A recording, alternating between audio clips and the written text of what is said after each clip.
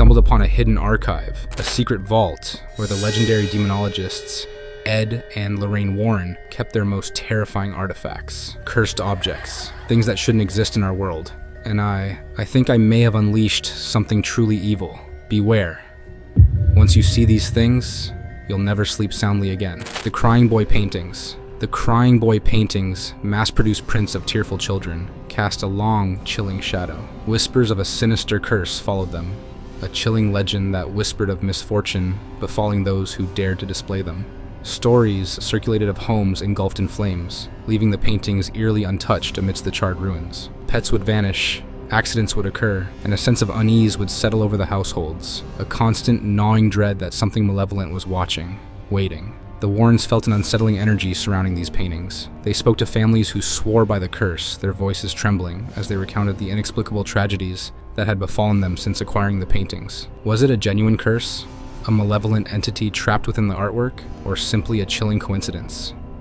The answer, shrouded in mystery, continues to haunt those who dare to delve into the chilling legend of the Crying Boy Paintings. From the cursed painting to the famous doll, Annabelle. The name Annabelle evokes a sense of innocent childhood, but the reality of this particular doll is far from endearing. This seemingly harmless Raggedy Ann doll, a gift to a young nursing student, quickly became a source of terror. Unexplained movements, chilling whispers, and a palpable sense of spiteful presence plagued the student and her roommate. The doll, it seemed, was not simply an inanimate object, but a vessel for a malevolent entity, an evil-minded spirit that sought to torment and harm those who crossed its path. Ed and Lorraine Warren, summoned to investigate, discovered a chilling truth. Annabelle was not merely haunted. She was possessed, a gateway to an evil-intentioned force that sought to exploit the fear and vulnerability of those around her. The Warrens, utilizing their expertise in the occult, were able to contain the entity, but the experience left an indelible mark on their psyche, a stark reminder of the terrifying power that can reside within seemingly innocuous objects. The haunted tapes were not mere recordings of sound. They were vessels for malevolent entities, each one a chilling testament to the dangers that lurked beyond the veil of our reality. Ed and Lorraine Warren, renowned paranormal investigators, encountered these audio artifacts during their investigations, their seemingly innocuous exteriors masking a sinister secret. When played, the tapes would unleash a cacophony of unsettling sounds, chilling whispers, guttural moans, and the spectral echoes of tormented souls. A palpable sense of dread would grip those who listened, their very bones chilled by the malevolent energy emanating from the recordings. Those unfortunate enough to hear these haunting sounds often suffered from disturbing nightmares, inexplicable illnesses, and a lingering sense of dread that clung to them like a shroud, a constant reminder of the dark forces unleashed by the tapes. The cursed Dybbuk box is up next on this list. A seemingly ordinary wooden box held a sinister secret within its confines. Ed and Lorraine Warren were drawn into this mystery when a man named Kevin Mannis claimed to have experienced a series of terrifying events after acquiring the box. Unexplained illnesses, chilling nightmares, and an unsettling sense of dread began to plague Mannis and his family. Objects moved inexplicably, and a chilling presence seemed to permeate their home. The Warrens, sensing an evil force, delved into the box's history, uncovering a chilling tale of its origins and the wicked spirit, a Dybbuk trapped within. Ed and Lorraine sensed the malicious presence clinging to the box, a chilling reminder of the darkness that can sometimes reside within seemingly innocuous objects. They conducted rituals to cleanse the box and banish the nefarious entity, but the experience left an indelible mark on the Warrens, a stark reminder of the terrifying power that can be unleashed when the veil between our world and the spirit realm is breached. Number 3, the Shadow Doll. And coming in at the number 3 spot for today is going to be this footage of the Shadow Doll. When you first enter the Warrens' haunted museum, be it digitally or physically, one of the first things you'll see is this frightening little doll, affectionately dubbed the Shadow Doll. The Shadow Doll, that's fun to say. It's made of bird feathers and real human teeth. Lovely, those are some of my favorite ingredients. Now, it's currently owned by Tony Spera. He offers a bit of insight into the doll's history, saying it was originally acquired at an antique shop where it was sold with the owners of the shop completely oblivious to the doll's cursed energy. I don't buy that at all. What do you mean oblivious to the doll's cursed energy? Somebody came to you and sold you a doll made of bird feathers and human teeth, and your first instinct wasn't to douse the thing in holy water and kerosene for good measure? I know pawn shops ain't exactly the classiest place around, but you gotta have some standards, right? You gotta be able to recognize evil. There are very few dolls with human teeth that aren't evil. Spera claims the doll has an insidious curse inside it. Oh, wait, no, sorry, the Warrens weren't insidious. Anyway, the curse says that if you take a photograph of the doll, and when it develops, you write a curse that you'd like to inflict and then send it to your victim. The person who then opens the envelope and sees the photo of the doll will invite the curse into your home. The doll is also capable of some dream magic like Freddy Krueger and can even stop your heart while you're asleep if Mr. Warren is to be believed. And I know what you might be thinking. Did you just curse all of us by showing us this footage and pictures of the doll? No, of course not. I toss a salt circle around the camera before I film anything just to make sure no residual curses pass through the internet. I will say though, I have heard some pretty credible rumors that you're more susceptible to be cursed if you don't like, comment, and subscribe after watching a video, so I honestly would say on the safe side of things, you should do that. And on another side note, having done a lot of research on the pair of these two, I cannot stress how many haunted dolls and toys these people had. They had like the world's scariest Toys R Us in their backyard. Number 2, Scotland City under the city. Now, the Warrens' investigations didn't just take them on cross-country road trips to the United States. The Warrens visited a ghost in almost every state they claim, and then some. The Warrens' quest saw them traveling all over the globe in an effort to uncover truths and combat evil wherever it was found. In this recently uncovered footage, we can see a unique perspective from Lorraine digging underground in the secret vaults beneath Edinburgh. Under the ground is a series of large, cavernous vaults that were once used as a storage space for merchants, but when abandoned became home to Edinburgh's poorest, who began to make it their dwellings. Probably a real nice space, you know, no daylight, musty air, thriving rodent population, but you know what? For the right price, I would probably go for it. It's probably better than most apartments in Toronto. Because of this, the vaults were the perfect place to conduct a little nefarious business that aren't quite fit to discuss on YouTube, but naughty stuff, just know that. It's believed that 2 of Edinburgh's most prolific criminals hid bodies here before taking them to medical schools to sell off. Having known this, with this context, it's absolutely no surprise that people believe the vaults to be haunted and claim that they feel watched or touched when walking through them. So, if there's something weird going on,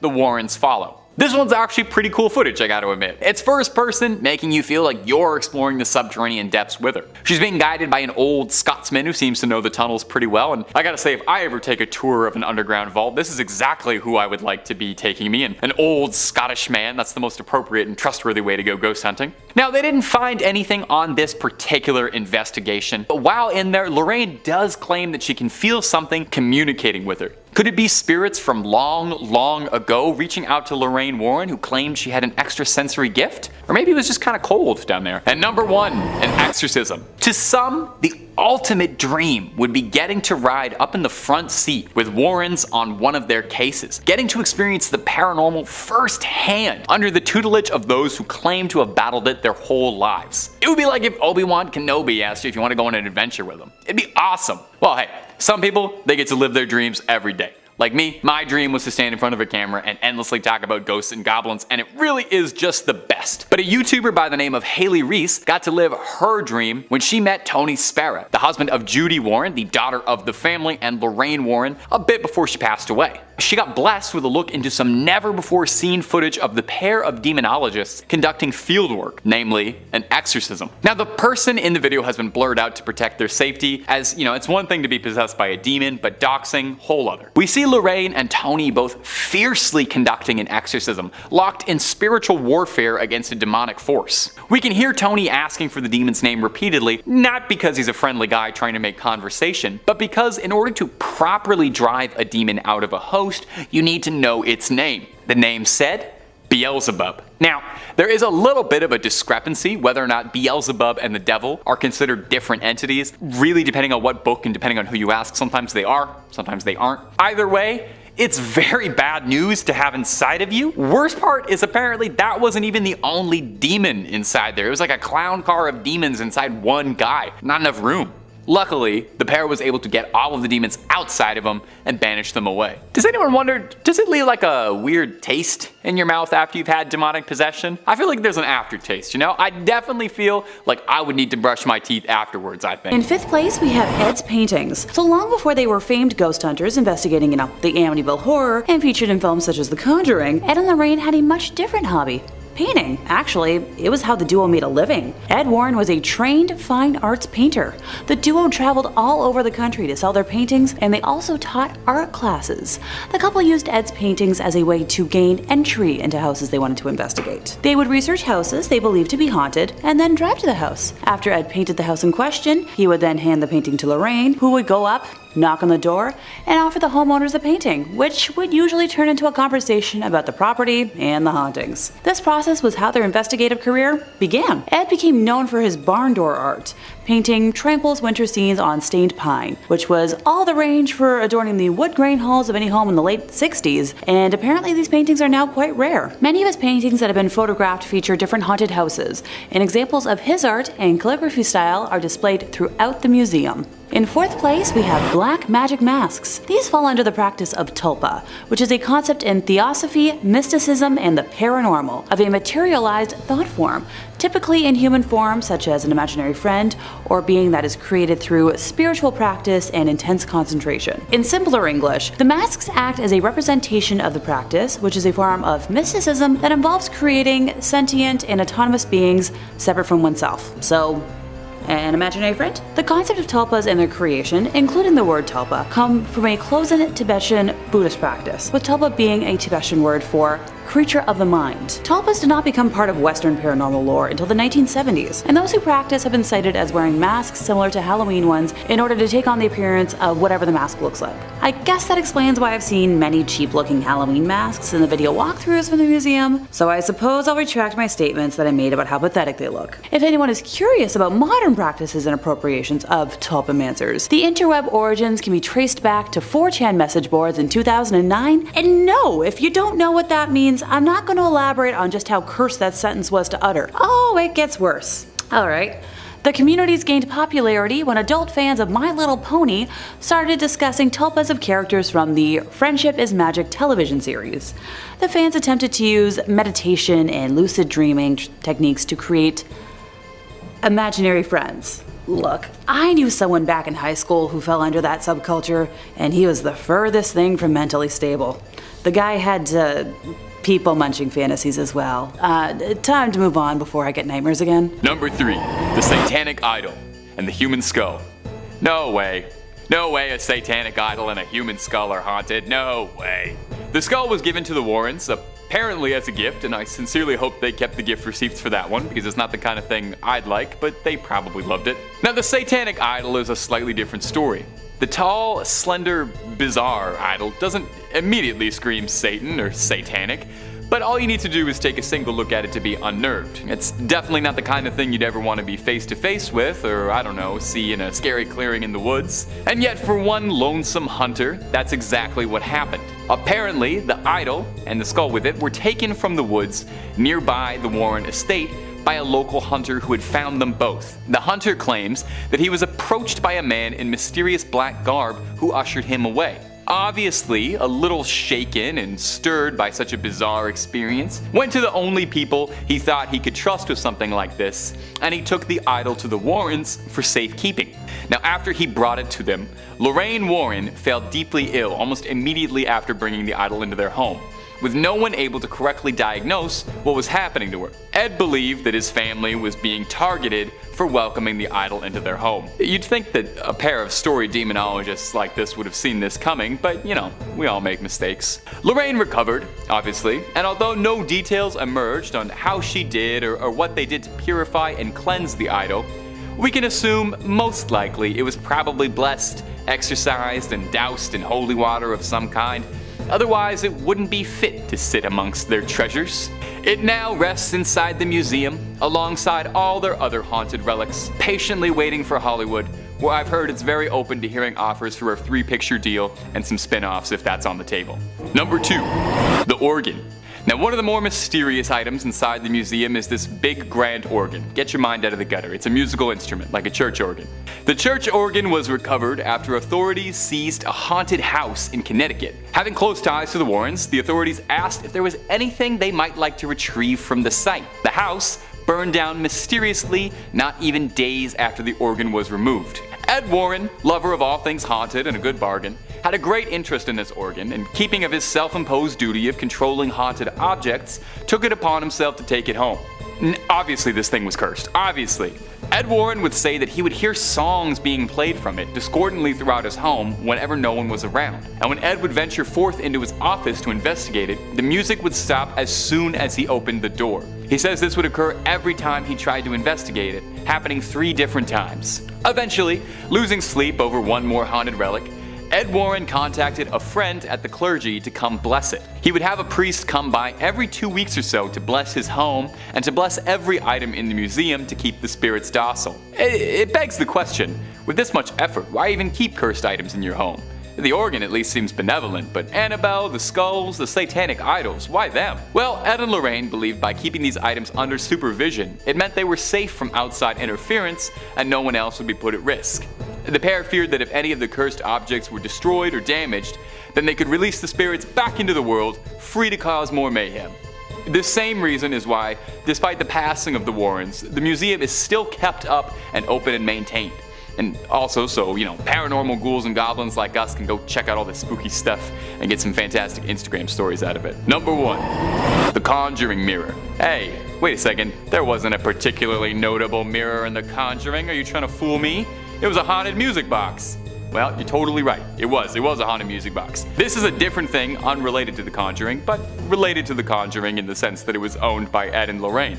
Give it enough time, this might be in one of the movies. Over the years, you've probably heard all sorts of superstitions regarding mirrors. I'm sure you've heard that breaking one is 7 years of bad luck. But there are some who say that mirrors can be used as portals to other worlds, and can be used as the stage for all manner of ritual. It's even been said this is how Nostradamus was able to peer so deep into the future. This desire caught the attention of one Stephen Zellner, a Connecticut native who wanted to try a little soothsaying of his own. He acquired the mirror and performed a ritual on the art of kleptomancy, dangling the mirror from a thread into a pool of water, where supposedly, if performed correctly, you'll be able to see visions in the reflections below. Well, as the story goes, for Zellner, it worked, and he saw brief glimpses of his future, but didn't see the spirits that had been kept inside the mirror which he invited into his home, wreaking all manner of havoc on him. Doors would slam shut, drawers would fly open, objects would be hurled across the room, the poltergeist classics. Knowing that he'd invited something dark that he couldn't handle into his home, he reached out to the church for an exorcism and was referred to Ed and Lorraine. The pair exorcised the spirits back into the mirror, sealing them back. Knowing that it wasn't safe to leave the mirror in the hands of Zellner, the two offered to take it off of his hands, protecting and controlling the evil inside, and adding it to their collection of delightful cursed relics where it now resides. In 5th place, we have a satanic idol. This story began in 1991 when a deer hunter was walking through the woods in Connecticut, close to where Ed and Lorraine resided. The hunter got lost and after some time stumbled upon a raised, circular rock formation with the idol in question standing in the middle of it. It is believed that the formation was common with folks who practiced devil worship in the 70s. The hunter began to feel uncomfortable and left the area, deciding to make his way back to his car, and along the way he noticed an elderly gentleman walking alongside him who was dressed in head-to-toe black. The man in black never spoke a single word to the deer hunter. Now the hunter was getting more nervous by the second, and also more lost and unsure of his directional path. Desperate, he turned to the mysterious figure and simply asked, "How do I get out of here?" Luckily for our narrator, the man in black pointed in a direction and then disappeared. The hunter was so thrown off by that day that he reached out to Ed, who requested to be brought to the same area. Now the hunter wasn't 100% sure he could find the exact location, but was willing to try. Together, the two men were able to stumble through the forest,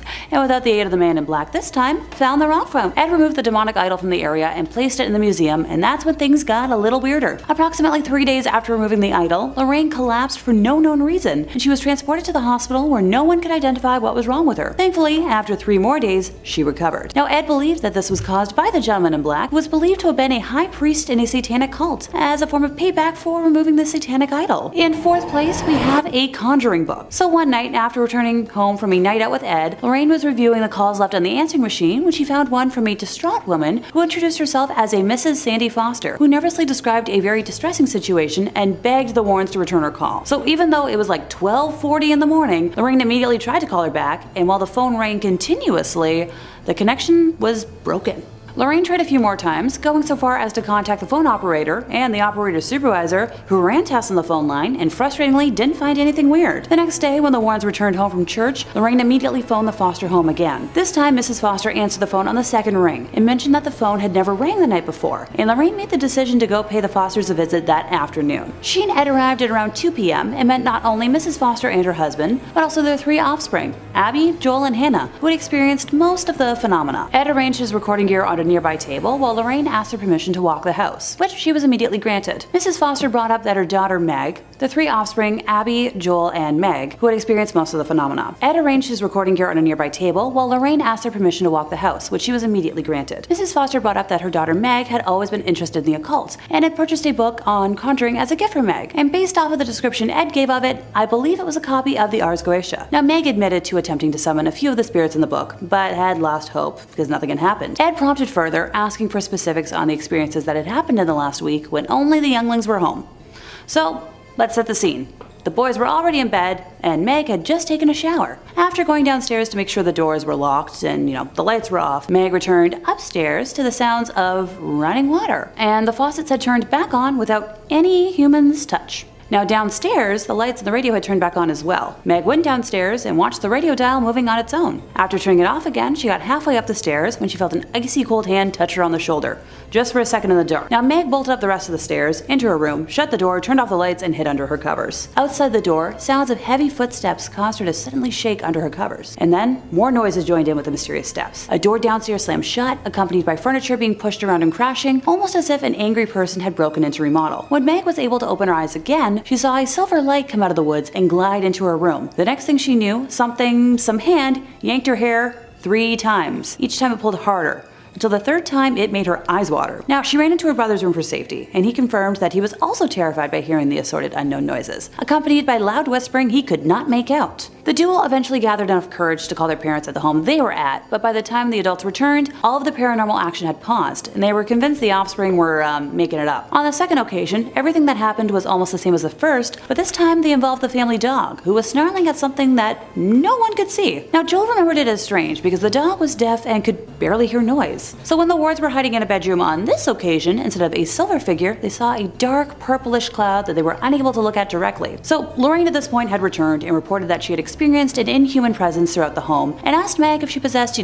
black conjuring candles in her room. And when she responded yes, Ed told the family that he and Lorraine can handle everything, but they should maybe head out for a drive while it was happening, for safety. Ed and Lorraine got to work the moment the Fosters left, determined to discover the true nature of the spirit's presence in order to dispel it. For provocation purposes, Ed used a crucifix and holy water, scattering the water at all 4 points of the cellar floor, and saying aloud, "In the name of Jesus Christ, I command all spirits, whether human or diabolical, to leave this dwelling and never return." On the first floor, Ed repeated the same procedure in each of the rooms. This process, known to any exorcist as binding, requires the infesting spirit to either show itself or move on. Having bound the cellar and all downstairs room without incident, the Warrens were ready to approach the second floor, where they knew difficulty was lurking. But as they prepared to act, a telepathically projected feeling of dread came over them, which is a distinct indication of an inhuman demonic presence. They pressed on and began climbing the staircase to the second floor. But as hard as they tried, neither Ed nor Lorraine could get any more than halfway up. Pushing against them was some impenetrable, unyielding force. So slowly, the Warrens backed down the stairs so as not to be knocked over backwards. And at the bottom of the stairs, for a brief second,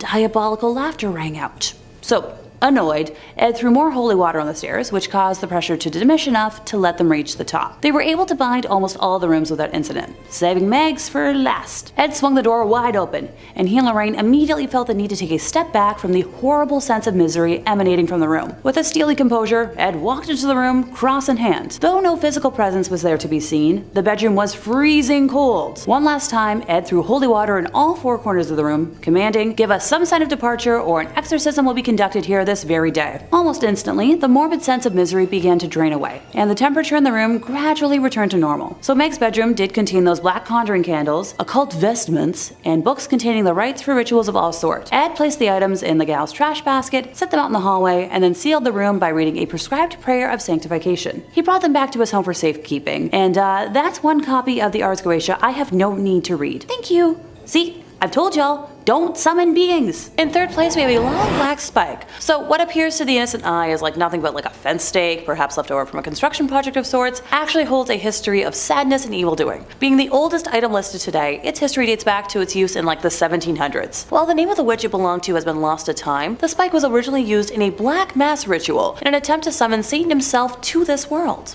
The witch we're speaking of had attempted to curse the stake over the course of her pregnancy, hoping that it would become strong enough to take the soul of her womb in exchange for the devil. During the ritual, she plunged the stake into the flesh as sacrifice, but while it strengthened her relationship with Satan, it did not succeed in bringing him to earth. The stake was passed down as a family heirloom, bringing a feeling of longing and sadness to any that held it until it was finally acquired by the Warrens. Knowing that the museum is technically closed, I worry if any vandals break in, the damage they could do with something that looks so unassuming, but it's so dangerous. In second place, we have the Carlsons knickknacks. So, this happily married couple in their 30s bought this old inn in New England. No big. So, Nathan Carlson traveled a lot during the week, but his wife, Alexandra, was home all the time to take care of their two daughters. Not long after moving in, Mrs. Carlson and her daughter began hearing footsteps on the second floor where, in the past, lodgers used to stay. During the afternoon and late into the night, they'd hear dragging, heavy-booted footsteps move across the floor above them. Mrs. Carlson's older sister, who lived nearby, occasionally stayed overnight in the house and also heard these footsteps. The Carlsons had rooms set aside elsewhere in the house for, live and farm help, and these men would hear the footsteps walking in circles around their bed. Sometimes, while Mrs. Carlson would be asleep at night, she'd be awakened by the spirits in the home, which would actually yank the covers off the bed while she was, in it. She later found out that very same thing happened to the farm help, which explained why the men tended to, quit so soon after they were hired. Eventually, the infestation phenomena upgraded into whisperings that could be heard behind closed doors. However, when Mrs. Carlson or her older sister checked the room where the whisperings were coming from, there was never anyone present. Although these spirits projected words that were often audible enough to be heard, the woman could never quite identify the language that was being used. And as time went on, the harassment continued. After the missus would straighten up the house, knickknacks and other little items would never be quite where she left them. Outside the house at night, lights would be seen in the attic, although there was no electricity up there. While painting a room one day, the heat was suddenly drawn away, and Mrs. Carlson felt a hand touch her shoulder. She said she became so angry that she threw the paintbrush in the direction where she believed the entity to be, and told it out loud, "I don't know who you are or what you want, but you're not gonna get me." Oh yeah, real smart. So this phenomenon went on almost daily, since this infestation had occurred in the house a long time ago. Exact date unknown. Both the kitchen and the bathroom water faucets would suddenly turn themselves on, full force at the same time. And on occasion, Mrs. Carlson would hear 3 knocks at the front door, which, that's a sign of an inhuman presence. But whenever she'd go to the door, there would be nobody there. On the second floor, a visitor reported seeing a snake on the window ledge after hearing 3 taps on the window, yet there was no nearby tree the reptile could have climbed. Ew, snakes, nope. Oh, it gets worse. While living in the house, the Carlsons had another spawn. And one night, while the missus was watching television in the living room, she suddenly heard a tremendous, powerful explosion. When she jumped up to check, thinking the furnace had kaboomed, she found the door to the infant's room violently torn open. Objects were still swinging and vibrating, and the temperature in the nursery was equal to a meat locker. Although the spirits in the home had evidently tried to kill the youngling, the little one managed to live through the experience. Thank goodness. However, when the spawn reached 3 years of age, Mrs. Carlson was walking past him as he played with some knickknacks from the living room, when he suddenly let go with a loud shriek saying, "You stepped on Beatrice!" So Mrs. Carlson put down the laundry she'd been carrying and asked, "Who?" To which he responded that Beatrice was his friend who told him what to do. Mrs. Carlson then told her son to ask Beatrice who she was, and after a pause he replied that Beatrice had told him to tell her that she's a witch. So the mom took away the items the boy was playing with and almost sent him into hysterics in the process. She tossed him into a basket in her bedroom closet, somewhere the boy was forbidden to go without her permission, and didn't really think about it until later that night when she was in bed by herself and saw a large black form in the room with her. She described the entity as being, blacker than the blackest night, moving slowly around the room, freezing her with fright. I swear I'm not a poet. Before the black mask went away, it transmuted into a globe of synthetic light about the size of a basketball, while producing a deafening roar, which she compared to a blasted furnace. This went on for many nights until the Warrens were called in, and like many other times I've mentioned today, took a tour of the home, blessed it, and realized the knickknacks were directly tied to the entity. Now, they've never described them in detail, so I don't have any clear photos to discuss today, but I'm assuming they're around the size of action figures if a 3-year-old was able to play with them. In first place, we have Bathsheba's jewelry box. So this is probably the most famous case on today's list. In January of 1971, the Perron family moved into a 14-room farmhouse in Harrisville, Rhode Island, where Carolyn, Roger, and their 5 daughters began to notice strange occurrences almost immediately. So this started with events that most of us probably wouldn't even register. Carolyn would notice that the broom went missing or seemed to move from place to place on its own, and the young girls of the home began to notice spirits around the house. Carolyn then brought it upon herself to research the history of the home and discovered that it had been in the same family for 8 generations, and that many of them had passed under mysterious or horrible circumstances. The most haunting spirit of the home is that of witch Bathsheba Sherman. Being fairly well off, Bathsheba and her husband Judson had a son, Herbert, born when Bathsheba was about 37 years old, and while the couple gave birth to 3 others, they were unable to survive past the age of 7. One of the passings of a neighbor's ward in her care drew public attention during a post-mortem examination, when it was determined that the fatal wound was caused by a large sewing needle that had been impaled at the base of the skull. It's believed Bathsheba took offense to Carolyn moving into what she considered her home and wanted to take back that control. So the most notable incident overall was one afternoon when Carolyn said that she had been lying on the sofa and out of nowhere felt a piercing type of pain in her calf, and then the muscle began to spasm. And upon examination, she noticed a puddle of redness at the point of impact. She checked for bees or anything else that could have caused the puncture in her leg, but found nothing. In her daughter's book, Andrea Perron describes the wound as perfectly circular, as if a large sewing needle had impaled her skin. Now, if I were to summarize the entire hell the Perron family endured for the decade they lived in what they referred to as the Old Arnold Estate, we'd be here for an hour. But during one of the last instances, the Warrens were called in to help the ailing family, and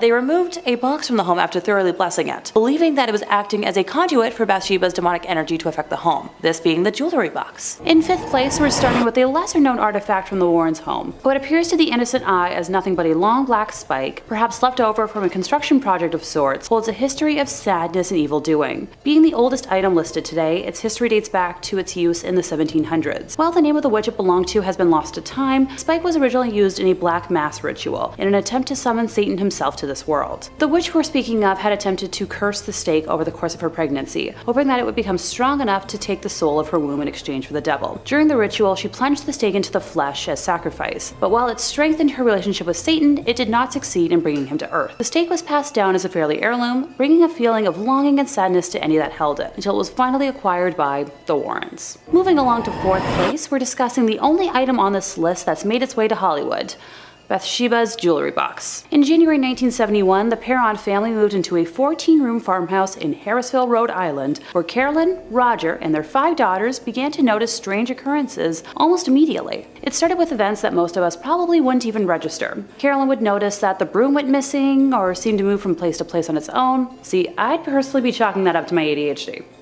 2 young girls of the home began to notice spirits around the house. Carolyn then brought it upon herself to research the history of the home and discovered that it had been in the same family for 8 generations, and that many of them had passed under mysterious or horrible circumstances. The most haunting spirit in the home is that of the witch Bathsheba Sherman. Fairly well off, Bathsheba and her husband Judson had a son, Herbert L. Sherman, born when Bathsheba was approximately 37 years old. While the couple gave birth to 3 others, they weren't able to survive past the age of 7. One of the passings of a neighbor's child in her care drew public attention during a post-mortem examination, when it was determined that the fatal wound was caused by a large sewing needle that had been impaled at the base of the skull. It's believed that Bathsheba took offense to Carolyn moving into what she considered her home and wanted to take back that control. The most notable incident being one afternoon when Carolyn said that she had been lying on the sofa and out of nowhere felt a piercing type of pain in her calf, and then the muscle began to spasm. Upon examination, she noticed a puddle of blood at the point of impact. She checked for bees or anything else that could have caused the puncture in her leg, but found nothing. In her daughter's book, Andrea Perron described the wound as perfectly circle, as if a large sewing needle had impaled her skin. Now, if I were to summarize the entire hell the Perron family endured for the decade that they lived in what they refer to as the Old Arnold Estate,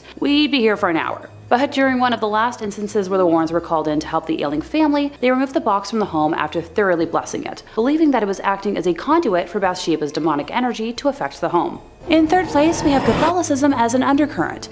This is probably the only thing that has always bugged me, and while it might be less of like a secret in the gotcha sense, allow me to explain. Hauntings Ed and Lorraine spoke about were caused by people who refused to conform to traditional family values. Only people who submitted to the patriarchy and the church could be safe in their eyes. Their 1980 book, The Demonologist, kind of explains it all. That Ouija boards would get you haunted, but so would reading books about witchcraft, owning an image of a non-Christian deity, or attending conscious-raising groups. The horror in Amityville was supposedly aggravated when the unlucky homeowners engaged in the unholy pagan practice of, meditation. Addiction, depression, and disobedient children were all satanic. Hate, rage, despair, misery, drunkenness, and a sense of worthlessness will attract the demonic in a snap, according to Ed. One story in The Demonologist centers on a young woman who succumbed to evil after being fornicated with against her will. I do own this book, and I remember that not sitting super well with me. It was essential not just to stick with the status quo, but to be satisfied, with Ed going on record as saying,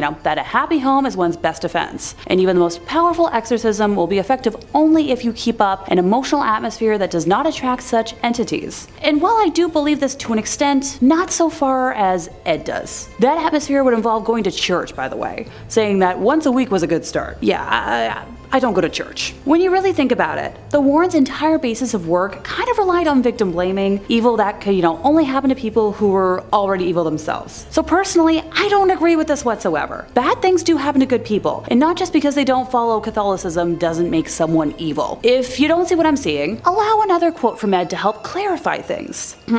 People who do negative or patently unnatural things are essentially doing the devil's work for him and actually attract negative spirits to their side. Ed Warren was the homophobic brand of Catholic. Yes, I'm fully aware that not all Catholics observe this, and while most do not, Ed fell under that specific strain that sadly does. As a queer gal who didn't fully learn this until today, it kind of broke my heart that people who were so open to helping others and the unknown could be so close-minded. In second place, we have fraudulent items in the museum. So Ed and Lorraine were investigating numerous cases from the 1950s until they passed, right? And they founded like a whole society devoted to the research and investigation of the paranormal in 1952.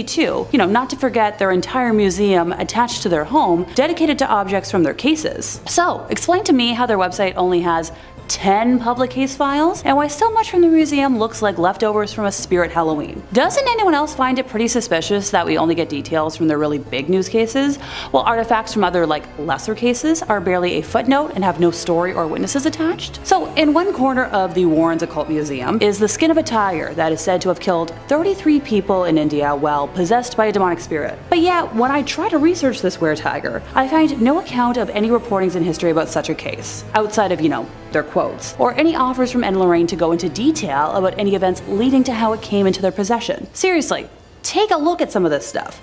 Given what I know about modern day Satanism, that idol looks like a papier-mâché alien mock-up. Hell, most folks who practice Satanism don't actually pray to any sort of idol, or to the devil himself. But sure, for a moment I'll pretend like that's real and move on to the, black magic skull, which just looks like a cheap haunted house prop for a glow-in-the-dark room. Ditto for the, chilling masks. You know what, actually that's a lie. I've seen cosplayers make better masks. I'm not going to even try to rationalize the skull with horns or the recreation of the Witch of Monroe. Y'all don't need to see me fuming right now. In first place, their personal life. So if you watch the film franchise, you'd think Ed and Lorraine had a pretty ideal, wholesome, perfect Americana family style life. But the reality isn't so shiny or pure, despite what, they preach all the time. In the early 1960s, Ed Warren initiated a relationship with an underage woman with Lorraine's knowledge. Ed was in his mid-30s when he met Judith, who was exactly half his age. Yucky. Having not yet gained enough fame as a self-trained demonologist to pay the bills, Ed was working as a city bus driver in Monroe, Connecticut, while Judith was a student at Central High School in the nearby town of Bridgeport, who,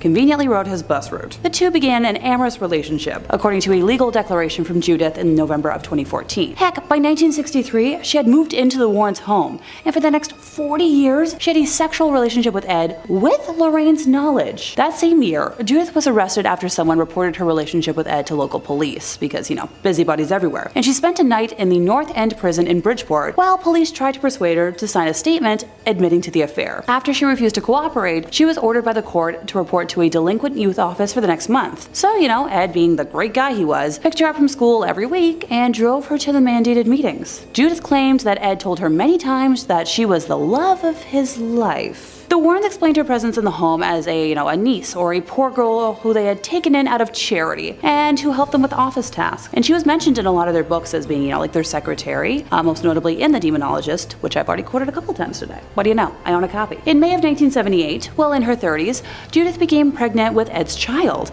and Lorraine persuaded her to have an abortion because the birth of a child could become public and any scandal could ruin the Warrens' business. Now, if that wasn't awful enough, Judith has also claimed that Ed was, on occasion, physically offensive to Lorraine. Judith described one night in particular where she saw Ed slap Lorraine so hard she lost consciousness. Early on, she said, she witnessed him backhand his wife. While it might be easy to dismiss all these claims as, hooey, or someone trying to make something out of nothing, there's an interesting element from Lorraine that kind of proves this to be true. So when Lorraine signed on to consult on the Conjuring movies, she got a contract that states that the movies will not feature negative information about the Warrens, mentioning specifically intercourse with minors, youngling bad videos,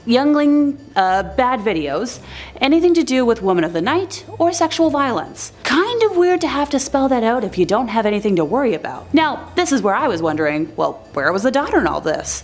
Judy is still very much alive. What does she have to say about it? She spent most of her years living with her grandma and not her parents, claiming that it was because her parents were always traveling, so it was the easier and safer option. Her parents told her that they took Judith Penny in so she could have a place to stay and watch their house. But their daughter could have helped watch the house if she lived with them. Just saying. Number 5, the White Lady Ghost. Among the Warrens' storied career of demonology was a peculiar case involving a local Connecticut legend, the White Lady Ghost of Union Cemetery. Whoosh, that's a doozy of a title. Can you just shorten that down? Just like a Union Cemetery ghost? There you go, 3 words. Anyway.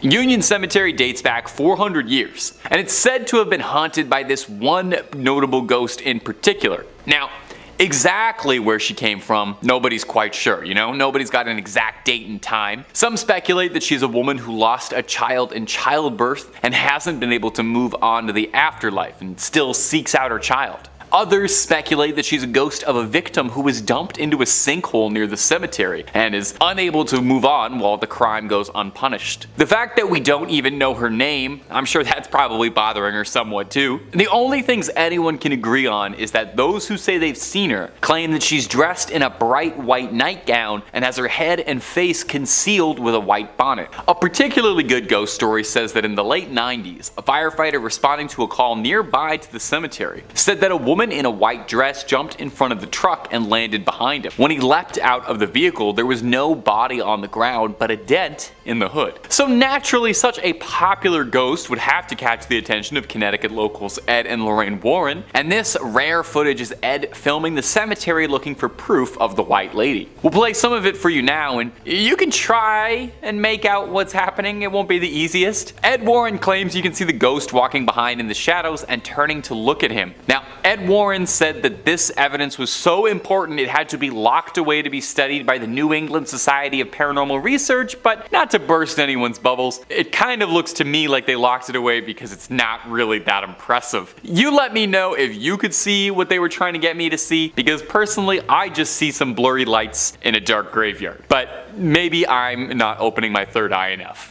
If you're looking for more ghost videos, stories of the Warrens, hauntings, possessions, exorcisms, and a whole lot more, Top 5 Scary has all of that and then some. So click through, please subscribe, please ring that little bell so you don't miss a single one of our videos, but do that at the end of this video, okay? Because I got 4 more Ed and Lorraine Warren stories coming up for you right now. Number 4, Ed Warren invoking a spirit on camera. Coming up next is this video uploaded by Tony Spera, the Warrens' son-in-law, on his personal YouTube channel. If you're a fan of the Warrens and you're not already, I would recommend subscribing to Tony Spera. He puts all sorts of Warren related clips up on the channel and it's fun. Now, it's hard to say much about this particular video because it was uploaded without a whole lot of context. The video doesn't really mention a date, a location, or a case, or anything else like that. It's a bit troublesome because the Warrens have said to have worked on hundreds of cases over the years, so this could be any one of them, or maybe it's just one of the lesser, less exciting cases that got pushed to the side. They can't all get made into movies, Now,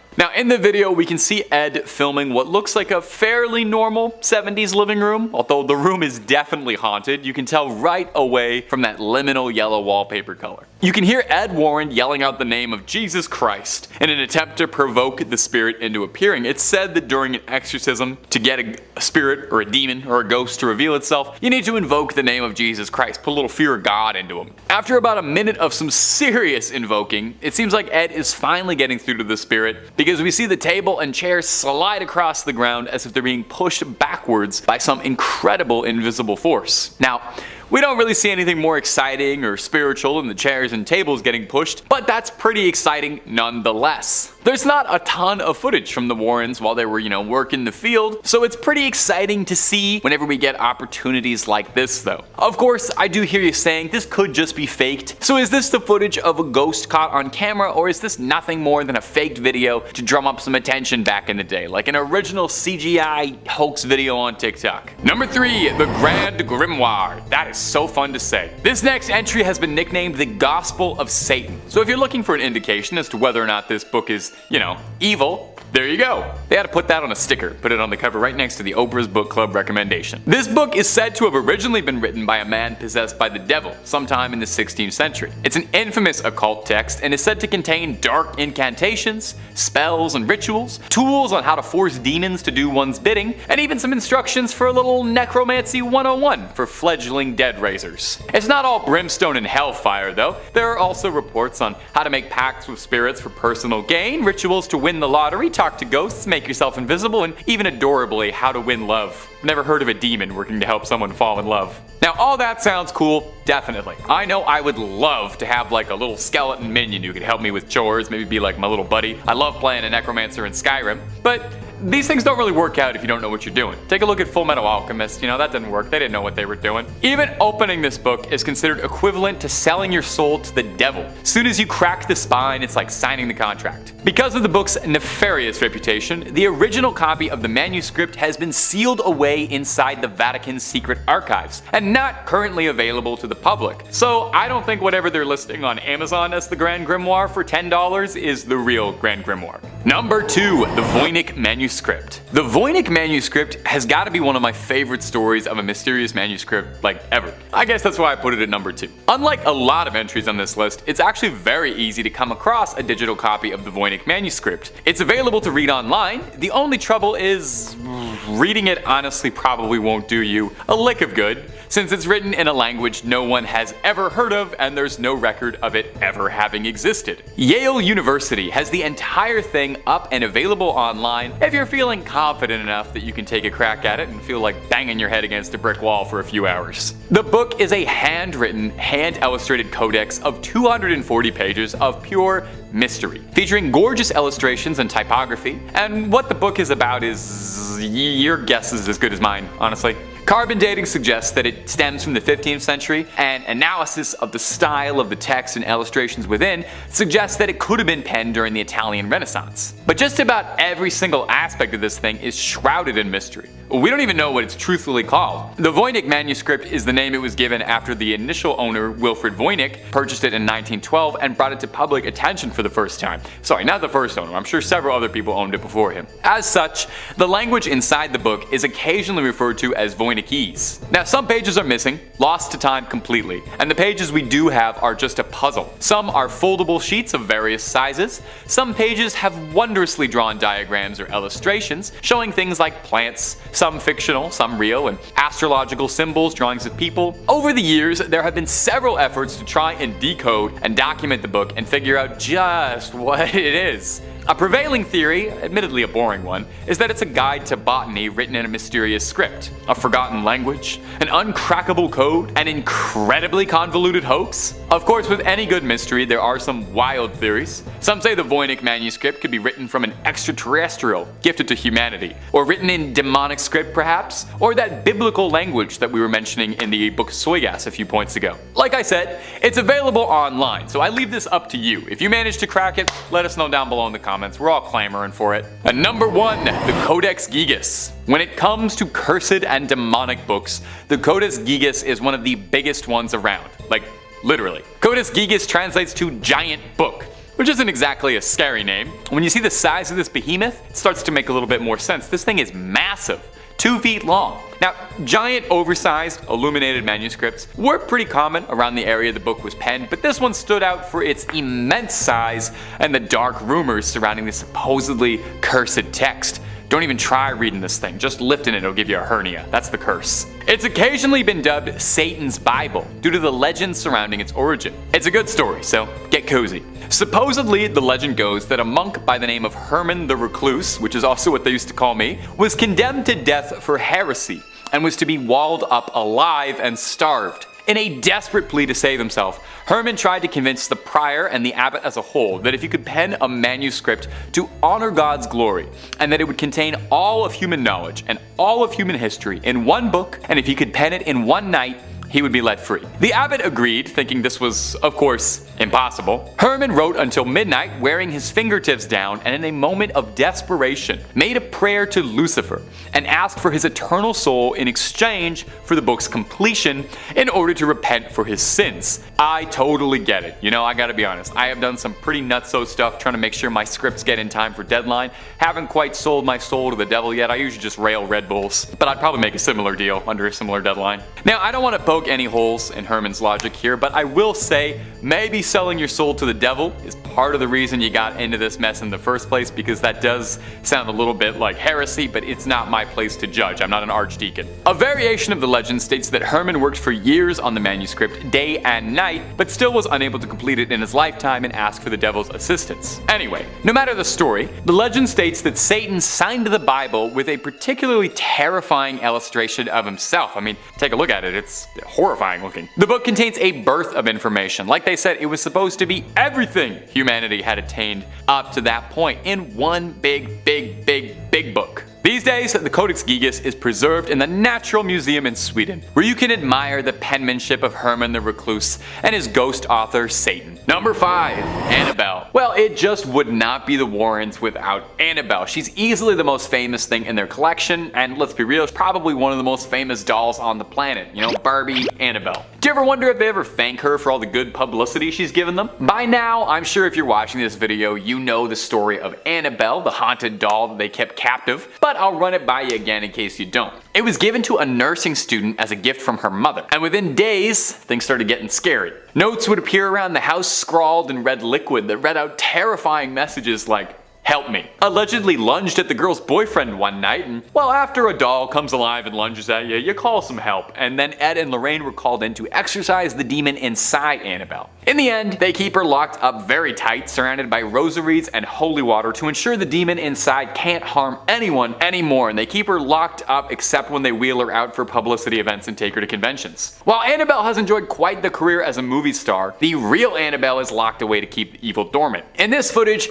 we're treated to some up close and personal glamour shots of Annabelle in the flesh, or stuffing, I guess, locked tight in her cage. The footage comes from Tony Spera, the son-in-law of Ed and Lorraine Warren, who's gonna get mentioned a whole heck of a lot in this video. He takes us on a brief tour of the museum, getting a real up close to it. Even through a YouTube screen, you can feel some evil radiating off this doll. Now sadly, if you're a big Warren superfan and you want to go check out the museum, unfortunately it's closed right now, but they are hoping to reopen it. So one day Annabelle can get back to scaring her fans in person like she always has. When I said before that they take her out to conventions, that wasn't just me being snarky, it's real. She just recently was at the Warrens Paracon, the convention dedicated to supernatural hunters of the paranormal. You can line up, take a photo with Annabelle. I'm not sure if I'd take a selfie with her though. I don't know. It might look good on a Tinder profile, maybe? I'm not sure. And if you're looking for way more Ed and Lorraine content, true tales of terror, fake fibs of frauds, cryptids, ghosts, ghouls, goblins, aliens, pretty much anything scary under the sun and above it, well, you already know Top 5 Scary is the place for that. Make sure you stay subscribed. Please ring that little bell to the side so you get all of our videos when they upload. But do that at the end of this video, okay? Because I got 4 more pieces of Ed and Lorraine footage coming up for you right now, baby. Number 4, the museum tour. Now, if you wanted to go to the world's foremost collection of haunted relics and cursed objects, there's probably no storeroom full of curses more than the legendary collection of the Warrens' Haunted Museum of Souvenirs. Now, like I said just a second ago, the museum is currently closed as of the writing of this video, but they are trying to reopen soon.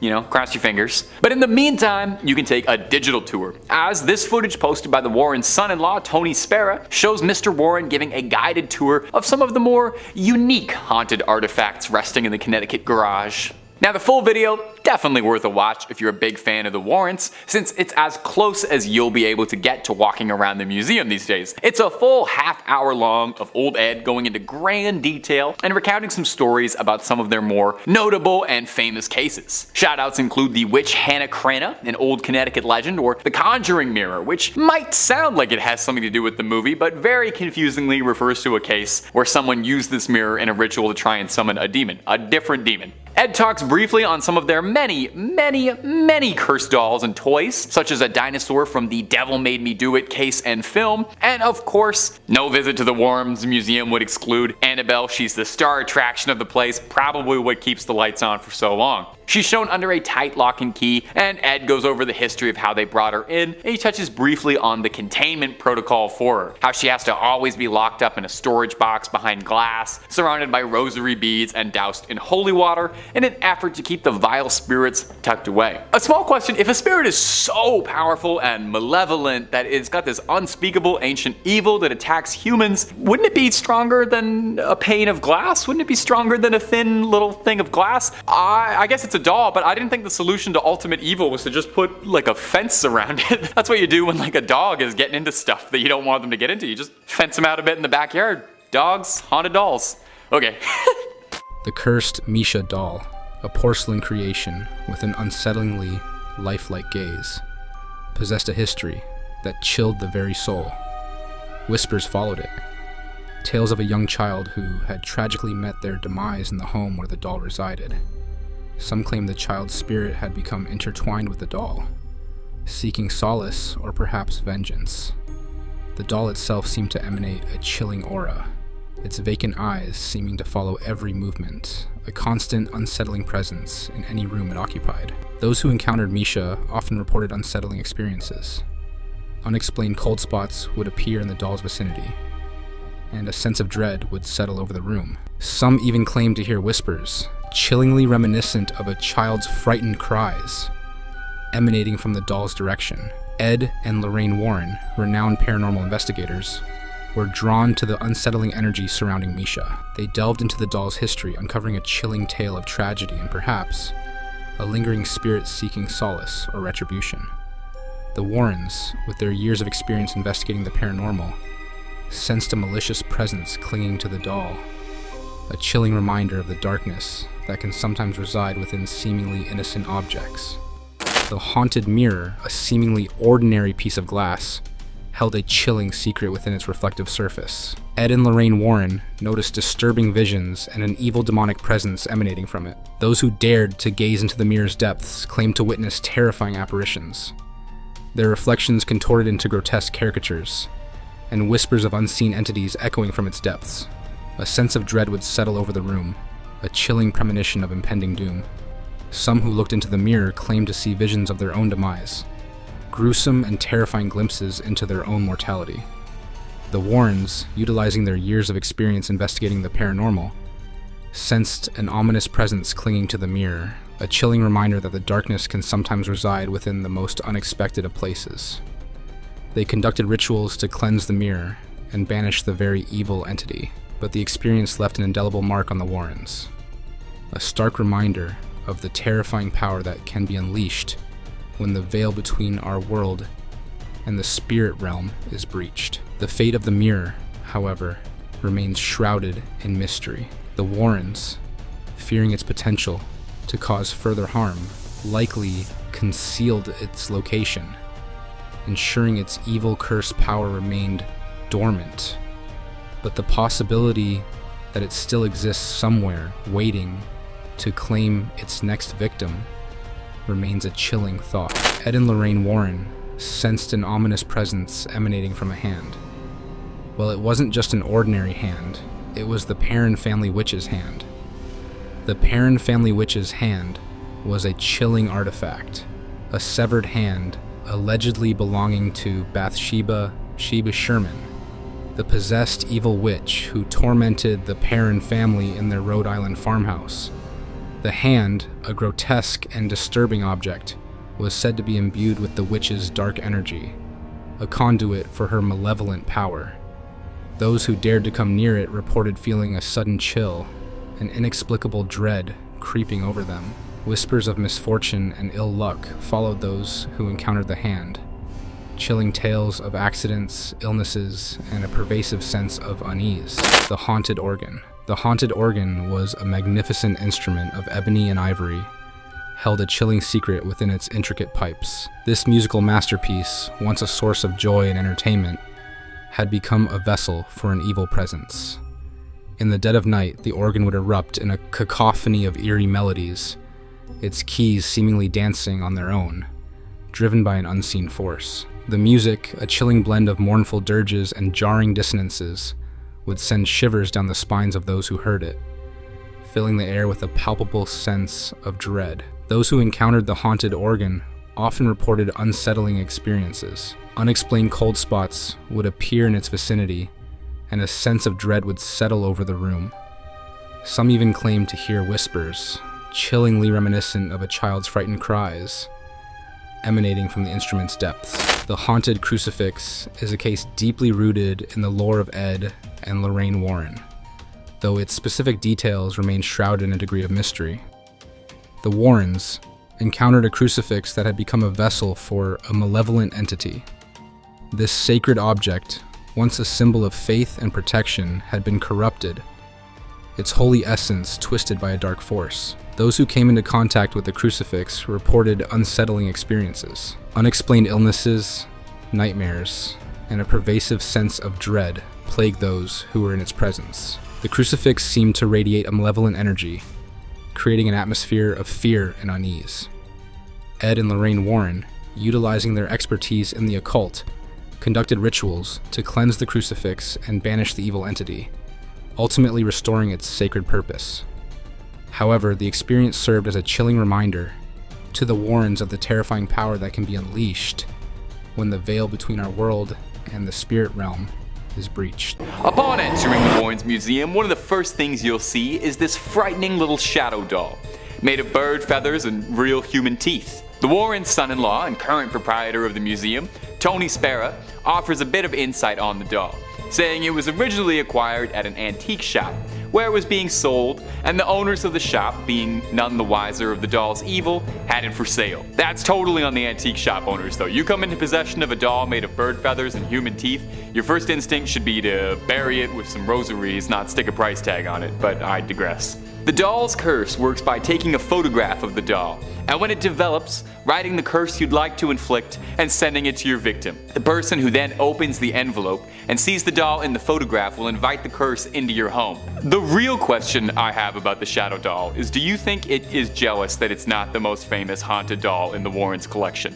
I know I'd probably have a hard time sitting next to Annabelle all day while everyone comes to gawk at my movie star sister. No wonder the doll is cursing people. If you're having fun, drop a subscribe and catch new scary videos every single day.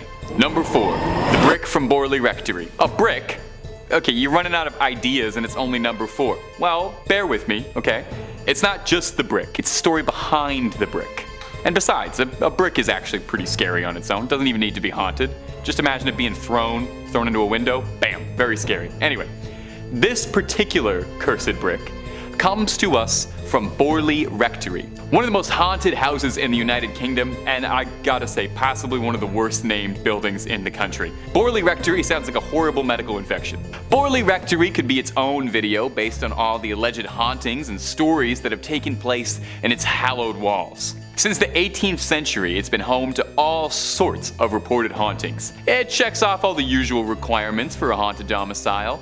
To name a few: unexplained footsteps, ghostly apparitions, bells ringing without reason, whispers of a headless monk that would wander the halls, horse-drawn carriages being commandeered by a headless horseman, seeing shadows, and one ghastly nun who just maybe served as the inspiration for the nun from the film The Nun. There is a lot going on at this haunted building. So, naturally, it's a great spot for two famed demonologists, and sometime in the 1970s, Ed and Lorraine Warren ventured out to the UK to investigate the Borley Rectory and see if maybe they could put a plug in some of this. Upon entering, Lorraine declared almost immediately that she could feel the presence of a nun's spirit.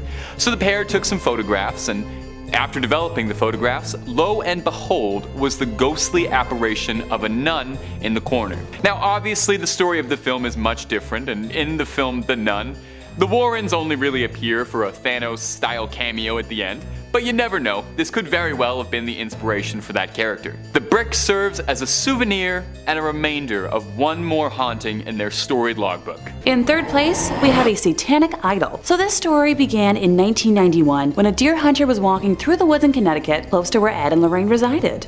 The hunter got lost and after some time stumbled upon a raised, circular rock formation with the idol in question standing in the middle of it. It is believed that the formation was common with folks who practiced devil worship in the 70s. The hunter began to feel uncomfortable and left the area, deciding to make his way back to his car, and along the way he noticed an elderly gentleman walking alongside him who was dressed head to toe in black. Now the man in black never spoke a single word to the deer hunter. The hunter was getting more nervous by the second, and also more lost and unsure of his directional path. Desperate, he turned to the mysterious figure and simply asked, "How do I get out of here?" Luckily for our narrator, the man in black pointed in a direction and then disappeared. The hunter was so thrown off by that day that he reached out to Ed, who requested to be brought to the same area. The hunter wasn't 100% sure he could find the exact location, but was willing to try. Together, the men were able to stumble through the forest, and without the aid of the man in black this time, found the rock formation. Ed removed the demonic idol from the area and placed it at home in his museum, and that's when things got a little weirder. Because, you know, a man in black spotting and weird forest stuff isn't weird enough for us. Approximately 3 days after removing the idol, Lorraine collapsed for no known reason.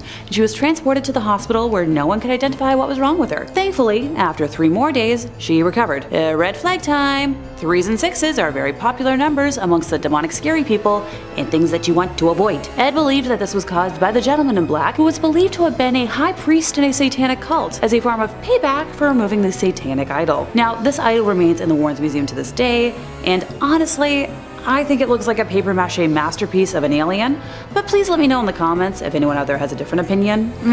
In second place, we have a shadow doll. So among one of the first haunted items visible in the museum to visitors is a shadow doll, which boasts bird feathers and a genuine human tooth. Unlike the other dolls included in the museum, I'd consider this creature more of a sculpture.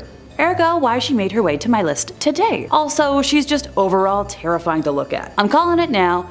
She better join the TV universe soon. So a shadow doll is a statue or deity of sorts that is made specifically for harm and to be used at the center of curses. I happen to know the steps for the most common curse, and while I'll leave out a step for safety, yes, I promise I'll elaborate. So the caster would first need to take a picture of the doll, write a curse on the back of the photo, and then send it to whomever the curse is aimed for. The person who receives the picture with the curse will sadly invite that curse into their lives. I'm thinking, oh, totally forgot.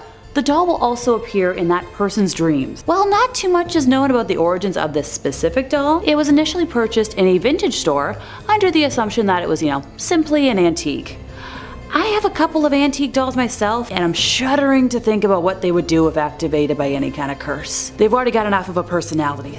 Thanks. In our first place, we have a copy of Crying Boy. So when Bob Smith was a young child in the 70s, he became fascinated by a painting in his grandmother's house. The painting was a cheap print of a well-known piece and was hung on the living room wall. The photo depicted a boy who was a similar age to Bob, and for some reason, looked sad and downcast, with tears brimming from his troubled eyes. A few years after the painting went up on the wall, there was a devastating kitchen fire in the house. While the kitchen was destroyed, the rest of the house was undamaged. The painting was eventually sold in a garage sale to Ed Warren himself. For years it puzzled Bob why his grandmother got rid of the painting, until he read a series of articles about a cursed painting. Yep, that painting was The Crying Boy. That's the title of the painting. The Crying Boy was one in a series of paintings by artist Giovanni Bregolin that was completed in the 1950s. The series depicted young, teary-eyed younglings. While it may seem strange to want an image of a weeping child on your wall, the pictures proved popular all over the world. For example, in the UK alone, over 50,000 copies were sold. The children represented were often poor and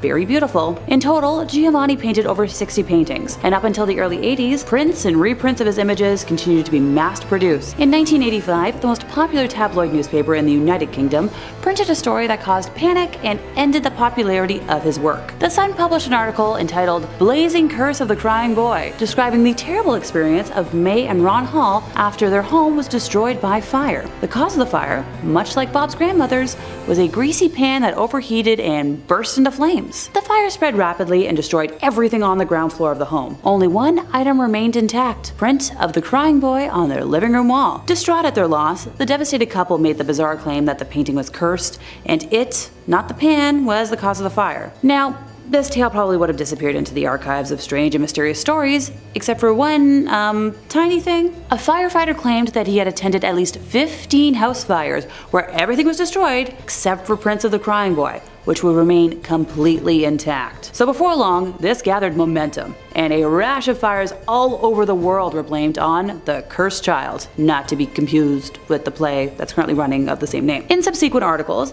the Sun went on to claim that a woman had lost her house to a fire 6 months after buying the painting. Two sisters had fires in their homes after buying a copy of the painting, when one sister even claimed to have seen her painting sway backwards and forwards on the wall while it was happening. A concerned woman on the Isle of Wight attempted to burn her painting without success, and then went on to suffer a run of very bad luck. A gentleman in Nottingham who possessed a print of the painting lost his home, and his family was injured. A pizza parlor got destroyed, including every painting on their walls, except for the Crying Boy. When the Sun reported that even rational firefighters refused to have a copy of this painting in their homes, the reputation of the Crying Boy was damned forever. In all these cases, and many more that were reported, paintings of the Crying Boy went unharmed. Eventually, there was an image of a crying child by any artist in a house that went on fire. Now, some folks claimed that they experienced bad luck if they attempted to destroy or even get rid of the paintings, while others were convinced that it was only a matter of time before disaster struck them. The Sun eventually offered the frightened public a solution. On Halloween night of 1985, hundreds of the paintings were collected together by the newspaper and burnt under the supervision of the fire brigade. So, why would this seemingly innocent series of paintings be cursed? Theories ranged from the little boy being from a Romani family who placed a curse on the artist, to others claiming that the subject of the painting had died in a fire and his spirit was trapped in the art. The most enduring story claims that the boy accidentally set fire to the studio of Giovanni Bregolin. Simply put, wherever the little orphan went, fires mysteriously followed, earning him the name Diablo or Devil. In 5th place, we have a cursed wallet. So this tale begins in October of 1972 when an officer at the United States Military Academy contacted the Warrens a day before they were scheduled to present a lecture to the cadets there, informing them that a curious security problem had arisen and, could they possibly help? Now obviously they said yes, or else we wouldn't be talking right now. So the next day at a little past 4 in the afternoon, they entered the gates of the academy and were escorted to the office of Major Donald Wilson. So the Major went on to explain how an unaccountable breach of security was occurring in the home of West Point's commanding general. Ed asked the Major if he knew the nature of the problem, to which the man replied that there was a ghost in the general's quarters. So the Warrens were soon escorted to meet the general and his wife, where they were directed into a sitting room, where the general explained that, while nothing macabre had happened, a number of curious incidents had occurred without any kind of explanation. So, some background: in the basement of that building there is a private study that at the time was kept locked and secure, but no matter how many times the bunk in there was made up, it was always found ripped apart later. Upstairs, ghosts had been seen flitting about the house. Oh, and personal belongings and other important articles were regularly found missing. The man emphasized not stolen, but just missing temporarily. Later, all these stolen items would be found upstairs, neatly laid out on the dresser in the general's bedroom. So he asked Ed if this could be, caused by a ghost, and Ed confirmed that it was indeed a possibility, and probably like a human ghosty and not a demonic spirit. Lorraine offered to walk throughout the home to try and, establish where the spirit might be present, while Ed and Major Wilson headed for the basement with the key to the downstairs study. As usual, the bunk was torn apart as though someone had been sleeping in it. Well, nothing else was disturbed. So while Lorraine did her walk through the house, she picked up impressions of the powerful individuals who had spent time in the home in many years over the years, but hardly any sense of a mischievous spirit. She offered to enter a trance state later that evening, after the presentation, to attempt to contact the spirit. And the group, was like, alright, you do you, let's try this. So much later that night, after the events of the day, the group made its way upstairs to the MacArthur bedroom. All lights were turned off but one, and Lorraine closed her eyes. She described seeing a black man wearing a dark uniform with no markings who was overtaken with a sense of fear, guilt, and lack of acceptance. He told her that he'd been accused of killing and his cell was in the basement, but the army had exonerated him of that crime. He was very sorry and could not hold his sorrow any longer. He told her that his name was Greer and, spelled it out clearly for Lorraine, and she was able to convince him to pass over into the light. So after she exited her trance, Lorraine gave a complete description of the man and said at the end that he had simply vanished, and mentioned that he had left his wallet in that downstairs bunker. So the general is adamant that based on the uniform Lorraine had described, no black men had served at West Point during that time. But, he mentioned he would look into it and thank the Warrens for their time. Goodbye, alright, sure. A few weeks later though, Ed and Lorraine received a phone call from the general. It was discovered that a black man, a porter by the name of, Greer, had served there. So he had been assigned to the Thayer mansion in the early 19th century, and he'd been accused of committing death, but the army did exonerate him of it. His records had been out of order, and he would now be officially filed as deceased. Also, the walls in the bunker had been renovated, and the wallet was finally found. What do you know? The army offered to mail it to the Warrens just to be safe, and it has stayed in their museum ever since. In fourth place, we have the Snedeker family rosary beads. And as you might expect, this true story begins in the witching hour, in the wee small hours of the morning. Because if rosary beads aren't scary enough. One night, very late at night, Ed and Lorraine were contacted by this family who had just moved into a house on Meriden Avenue in Southington. Specifically, the mother of the family unit and a niece who came to stay with the family were on the phone. And, so originally what they found and bought was a big and seemingly welcoming home. But what they didn't know when they bought it was that it was a former funeral home. Oh, and fun fact, the morticians at the funeral home were allegedly involved in necrophilia, or performing sex acts with corpses. And what used to be the showroom for the coffins was now where the younglings were. And just down the hall from that was the place where the bodies were prepared for viewing. Yeah, not grim at all.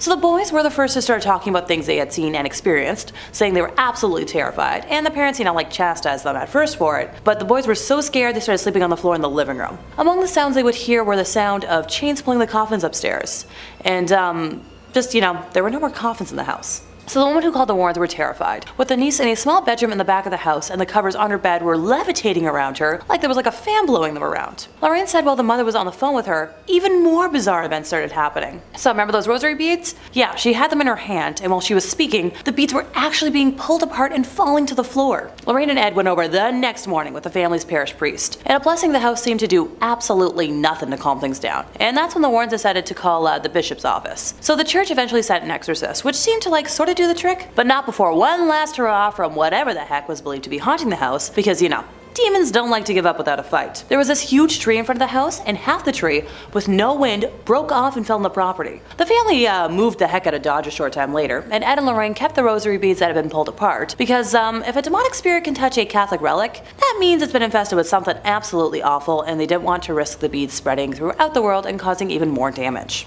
Yeah, that makes sense. In third place, we have a shadow doll. Among one of the first haunted items visible to those who visit the Warren Occult Museum is a shadow doll, which boasts bird feathers and a genuine human tooth, and she's just overall terrifying to look at. I'm calling it now, she better join that TV universe one day. For reference, a shadow doll is a statue or deity of sorts that is made specifically for harm to be used at the center of curses. I happen to know the steps for the most common curse, and while I'll leave out a step for safety, I promise I'll elaborate. Now, the caster would first need to take a picture of the doll, write a curse on the back of the photo, and then send it to whoever the curse is aimed for.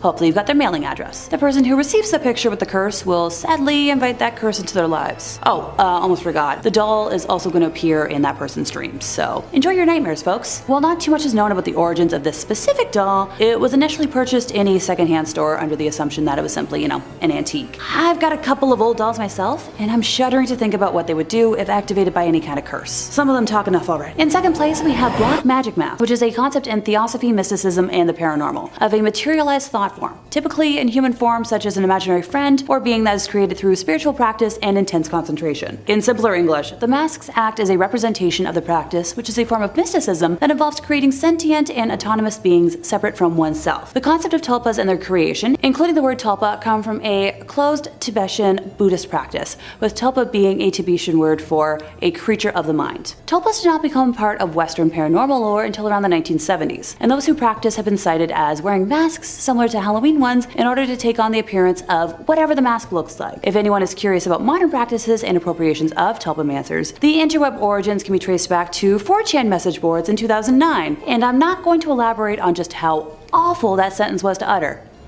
Oh, it gets worse. The communities gained popularity when adult fans of My Little Pony started discussing tulpas of characters from the Friendship is Magic television series. The fans attempted to use meditation and lucid dreaming techniques to create imaginary friends. Well, I think that about sums that up, don't you? In first place, we have the black lace veil. So after one of their many public lectures, Ed was conversing with a couple that had been in the audience, where the boy introduced himself as Alan and explained that he'd brought his girlfriend Lonnie to the lecture because he suspected that she'd been overtaken by some occult influence. He explained that when his girlfriend became angry, her features would change into something resembling a wolf, and then the voice of a different person would speak from inside her. When Lorraine walked over to join the group, Lonnie experienced an episode of instantaneous possession and lurched out in an attempt to attack Lorraine. This incident terrified everyone in the vicinity, with the Warrens ending the audience chat session immediately, before Ed escorted the couple to an offstage room while Lorraine stayed outside. In the backstage room, the girl was fully under possession, breathing heavily, and her facial features had transformed into the wolf-like appearance the boy had talked about. After about 10 minutes, the possession passed, and Lonnie was lucid enough to explain,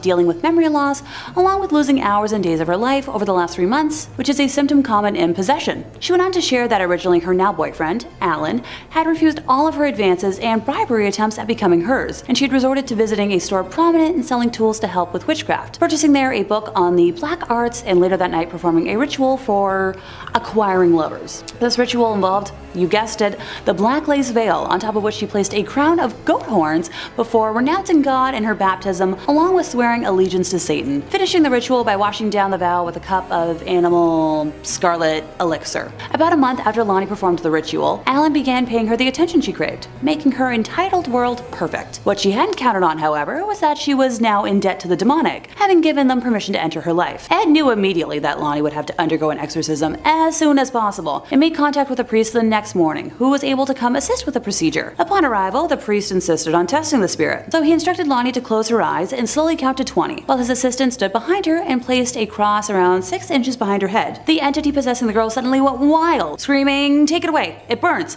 Take it away!" During the exorcism, it kept screaming, "She's mine! She's mine! Her soul is mine!" in reference to Lonnie. It was eventually separated from Lonnie, but just before it departed, the thing vowed it would return to another. The Warrens brought the black lace veil, goat horns, cup, and the conjuring book home with them so she would be safe from possession, but the tale of the veil doesn't end here. Months later, when Ed was in a meeting with a lady who was manifesting different personalities, some male, some female, and some that couldn't even be called human, but all making extremely threatening statements, her eyes began to wander, and when they landed on the black veil, she jumped up, grabbed the veil, and clutched it to her chest. Her features immediately began to transform into those of a wild, sneering creature distinct from the otherwise attractive girl. Ed drew 2 vials of water to himself, one unblessed, the other blessed by an exorcist, and moved away from what was no longer this woman, but an inhuman spirit, a lesser devil of hell. Horrid moaning and various animal sounds came from the girl as Ed blessed her, banishing the demon away for now a second and final time. And that brings us to the end of our list, and I'm glad all of those items are still kicking around the Warren Museum for safety and not out in the open. In 5th place, their origins in the profession. Honestly, before today, I never really dug too much into the personal lives of Ed and Lorraine Warren, preferring to focus my interest on their professional work, and only really knowing about their daughter Judy from the rare time they mentioned her in one of their books, and her husband because of all the rare footage he's publicized since Ed and Lorraine's death. Outside of the Hollywood romanticizing, which I promise I'll touch on eventually, how did Ed and Lorraine actually fall into this line of work? So Lorraine was 9 when she first saw auras. She thought everyone saw them, but found out quickly otherwise when she brought it up at her Catholic school, when she compared the lights surrounding the Mother Superior and Sister Joseph, and was told immediately to never talk of what she saw ever again, learning to, hide her gifts or joke it off. Ed, on the other hand, grew up in a haunted house. He'd look into closets and see faces, one specifically of an old lady. The temperature in his room would drop and he would hear footsteps and heavy breathing. When he brought it up to his father, he was told that, there's a logical explanation for everything, and just leave it at that. So they both did their very best to try and ignore their gifts, wanting to live normal lives, but the universe drew them together and had different plans. Ed had a near-death experience while serving in the Navy during World War II when the ship he was on collided with an oil tanker in the North Atlantic. A fire erupted and all of the men on the ship had to jump overboard. As Ed was in the icy water, he prayed for help and was soon rescued, believing it to be from cosmic interference. So after that experience, he returned home and asked Lorraine to marry him, and they got married almost immediately. After the war, Ed took up a profession as a fine arts painter, with the duo traveling from fair to fair to sell their wares, and eventually this became helpful during the beginnings of their work. They would research houses they believed to be haunted, and then, go to that house. After Ed would paint the domicile, he would hand the painting to Lorraine, who would knock on the door and offer the homeowners the painting as, their ticket into the house. Once she struck up a conversation with the homeowner, they would learn more about the property and hauntings, if there were hauntings, that is. At one house, which already had, some local notoriety as a supernatural hotspot, Lorraine went into spontaneous trance and claimed that this is where she learned not to fear death. I thought there was more to that. In fourth place, we have the White Lady hoax. Just so we all have the same context going into this, the White Lady is the name of the ghost that haunts the Union Cemetery in Easton, Connecticut. So most locals believe her to be the ghost of Harriet Seeley, whose young son passed shortly after being born, with Harriet herself passing soon after. Legend believes she may have died in hopes of finding her son, and still wanders their final resting place searching him out. Other folks believe the White Lady is the ghost of a woman from the 1940s who killed her husband and later herself and is, doomed to wander the graveyard. Her physical description is the one thing that remains consistent. She is a young woman wearing a white dress with dark hair. So, me if I was wearing white, which will never happen here. I promise you that. It seems as if she enjoys scaring the daylights out of the living, which, once again, my kind of gal. Many who have witnessed her believe that they have almost hit her with their vehicle, only to find no trace of her once they pull over. Others claim they have often seen her hovering slightly above the ground around the cemetery, going back and forth amongst different gravestones. Now, Ed Warren was obsessed with her and has gone on record as being, determined to capture footage of her on film. Once he was able to do so, he kept the tape for himself. Yeah, he hoarded that tape like it held the secrets to the universe, or, like he was the US government with all the proof they have of alien life. He allowed a select few people to view it while, it was being held in his personal archives, and none were ever allowed to further analyze it on their own time. I'm raising an eyebrow right now in suspicion. And once again, if I had a red flag, I'd be waving it right here. So, since the passing of both Ed and Lorraine, their son-in-law, Tony Spera, has released the footage in its entirety to YouTube. The tape shows an apparent white human figure moving behind some tombstones. Similar to videos of UFOs, Bigfoot and the Loch Ness Monster, the figure is at that perfect distance and resolution so a shape can be seen, but we don't have any details that could lead to a definitive identification. A woman named Judith Penny, who I will discuss in more detail later, has said she helped Ed maintain his reputation as a ghost hunter. So what does that mean? So when he claimed to have captured the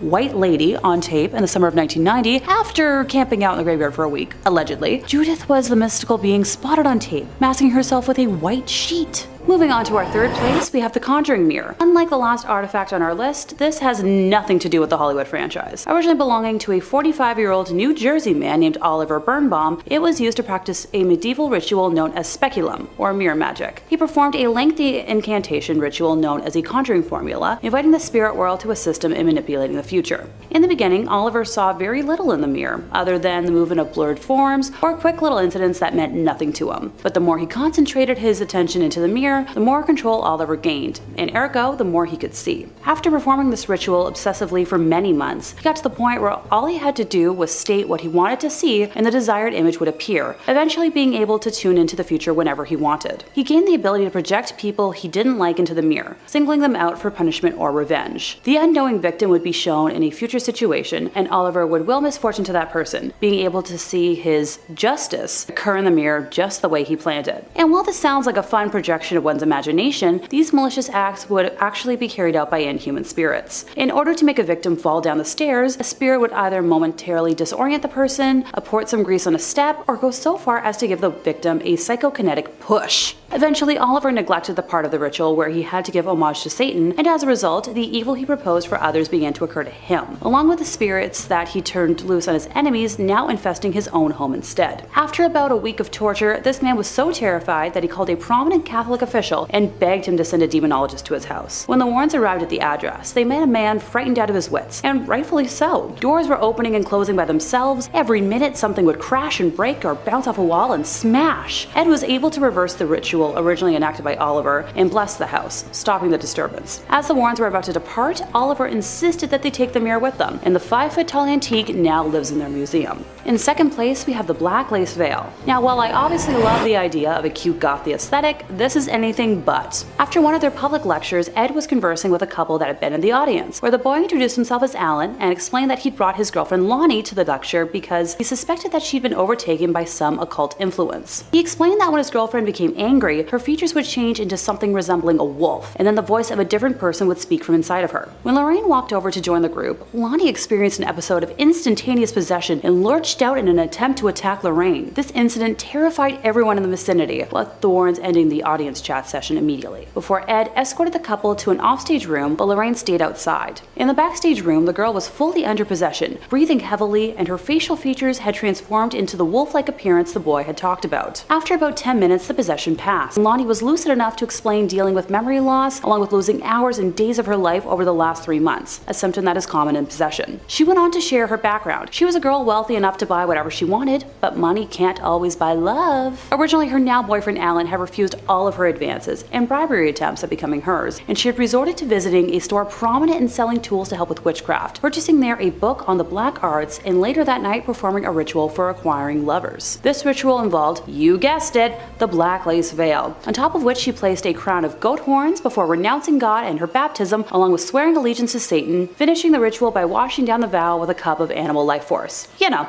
simple stuff. About a month after Lonnie performed the ritual, Alan began paying her the attention she craved, making her entitled world perfect. What she hadn't counted on, however, was that she was in debt to the demonic, having given them permission to enter her life. Ed knew immediately that Lonnie would have to undergo an exorcism as soon as possible and made contact with a priest the next morning, who was able to come and assist with the procedure. Upon arrival, the priest insisted on testing the spirit. He instructed Lonnie to close her eyes and slowly count to 20, while his assistant stood behind her and placed a cross 6 inches behind her head. The entity possessing the girl suddenly went wild, screaming, "Take it away! It burns! Take it away!" During the exorcism, it kept screaming, she's mine, her soul is mine," in reference to Lonnie. It was eventually separated from Lonnie, but just before it departed, the thing vowed it would return to another. The Warrens brought the black lace veil, goat horns, cup, and the conjuring book home with them so she would be safe from repossession. But the tale of the veil doesn't end here. Ed received a phone call one day from a man named John Rand, who wanted him to meet his daughter Charlene, who he explained possessed a natural knowledge of what he took to be witchcraft. When she stared at people, even when they weren't aware of it, she'd fill their mind with inhuman terror. John called Ed specifically because Charlene was manifesting different personalities, some male, some female, and some that couldn't even be called human, but all making extremely threatening statements to John and his wife. Upon bringing Charlene to various doctors and clergymen, they recommended John be put in contact with Ed, and Ed agreed to have the girl and her father visit his home the next weekend. When Ed attempted to shake Charlene's hand upon meeting her, she backed away and stared distressfully at him, keeping track of every move he made. His attempts to question her resulted in no-end answers, and her eyes began to wander about the room in boredom. When they landed on the black veil, Charlene jumped up, grabbed the veil, and clutched it to her chest. Her features immediately began to transform into those of a wild, sneering creature distinct from this otherwise attractive girl. Ed drew 2 vials of water to himself, one unblessed, the other blessed by an exorcist, and moved away from what was no longer Charlene, but an inhuman spirit, a lesser devil of hell. Horrid moaning and various animal sounds came from the girl as Ed blessed her, banishing the demon away for now a second time. These items have since been locked away in the museum. And finally, in first place, we have the Ouija board recovered from the Donovan household. 15-year-old Patty Donovan came across the Ouija board and decided to use it to find a friend. From the first yes in response to her queries, Patty was hooked. She spent months falling in love with a spirit she believed to be in love with her, telling it intimacies about her everyday life. After about a year of telling all of her secrets to the board, Patty had become emotionally dependent on the spirit, asking it one night to reveal her future. During the very long session, it laid out a scenario of Patty's life for the next 6 years, providing specific details, right down to the date of the birth of her first child and the fact that she would have a total of 3 children by 1978. All information that would eventually prove true.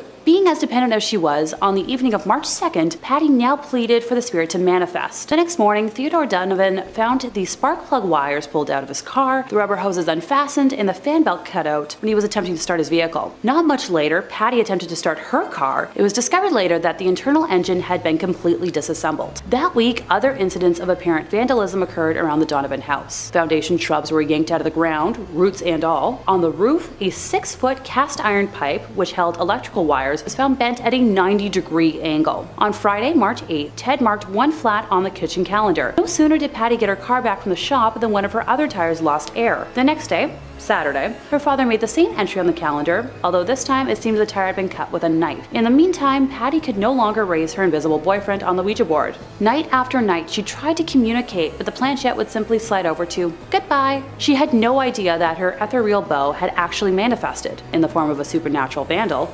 By the second week of March, material damage to the house and cars had become so troublesome that Ted had complained to the police. When they arrived, he pointed out the destruction done to the garden plants and shrubs, the exterior of the house, and the apparent intrusion into a locked garage to puncture the tires and tear engines apart. Before leaving, the policeman assured Ted that they'd keep an eye on the property during night patrols. Later that second week, after work, Ted and his wife Ellen were sitting in the kitchen with their son Brian when all three heard something smash against a wall somewhere inside the house. Cautiously moving to investigate, they found a gaping 18-inch hole in the plasterboard wall in Brian's room. Just as upsetting was the fact that the jagged edges of the plasterboard were pointing inwards, with the blow coming from inside the walls. Listening in the dark that night, Ted heard the sound of a board being pried loose, but after checking the entire house thoroughly, found no loose boards. The house was further plagued by loud noises every night that only escalated in frequency and volume, along with further unexplainable damage to the walls. On April 1st, furniture began to levitate, with a 250-pound dresser flinging its contents while flying erratically. Rocks had also begun to rain from the sky, pelting only the Donovan house, which the police bore witness to.